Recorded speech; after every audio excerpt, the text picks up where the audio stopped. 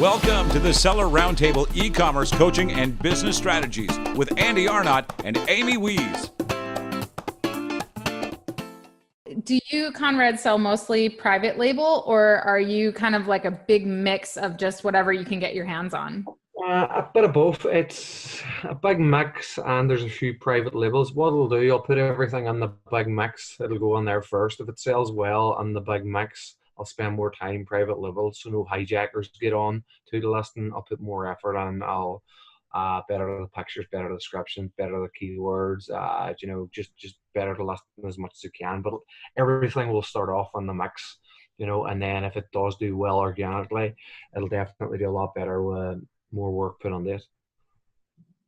Okay, so when you say, I'm not familiar with that, when you say on the max, what are you? Sorry, MIX. Everything's kind of like generic starting off, if you know what I mean. It's under like a trademark brand, but it's not exactly a trademark brand. It's not registered. It's just like a name at the start of my title. Oh, I see what you're saying. Where you kind of like make up a private label. You don't care if it's registered. You're just going out there and just kind of like Andy and I did a previous session where we were talking about just buying products from just commodities from AliExpress or whatever, and just putting them out there just to see if they sell, and then putting your time into them. Yeah, correct. Exactly. So if they work well organically, then I'll focus on put them on private label, because there's no point me spending a lot of time, because some items just don't work, I've made a lot of stuff, like magic kits, made a really cool magic kit for kids. Put a lot of time on it, and it just didn't work. And it was a really good product, and then some products aren't so good and they sell really, really well. So it kind of annoyed me, and I didn't really said from now on I'm just going to work it this way. If it kind of works all right organically, I'll spend more time, but I don't want to spend time and being a busy fool, to be fair. Yeah, Conrad, that's funny. About a couple of years into it, for some of our products, it was the same kind of thing where, I started getting cocky, being like, oh, I'm gonna do a product completely from scratch. I'm gonna CAD design it. It's gonna be, and I still think, like to this day, I still think it's one of the best products out there. But for some reason, it did not catch. And so we had custom molds that we spent, $5,000 on. We had like all this time that I put into it. I put in so much time and effort thinking that I was going to get this huge return, and it ended up being a flop. So now I've got a bunch of them sitting in my warehouse that I'm trying to sell like through like ClickFunnels for a couple bucks just to like recoup my money. But yeah, I agree with you in the sense that unless you've got a really unique, patentable original product like Amy does, you might not want to reinvent the wheel. You might want to iterate and not just try to, get crazy with that. Because see, if you're a starter seller and you do something, as you say, like you done that would break you. That'll give you no hope on Amazon. And it'll just you'll stop your journey there.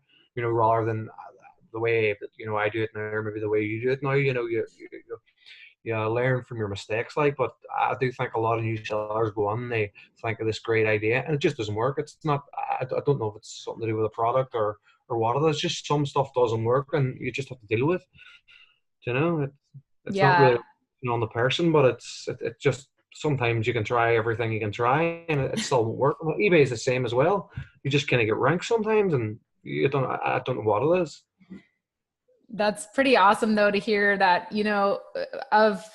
That's a pretty general result of the folks that we have interviewed, is that it's kind of a broad spread of products, and some work and some don't, and kind of sticking to that seems to work the best for the long game.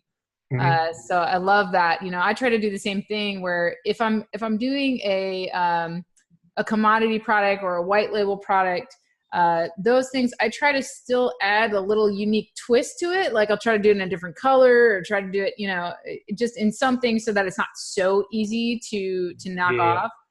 But at the same time, you don't want to spend too much money on it. It's you want to test it out first. So I love that.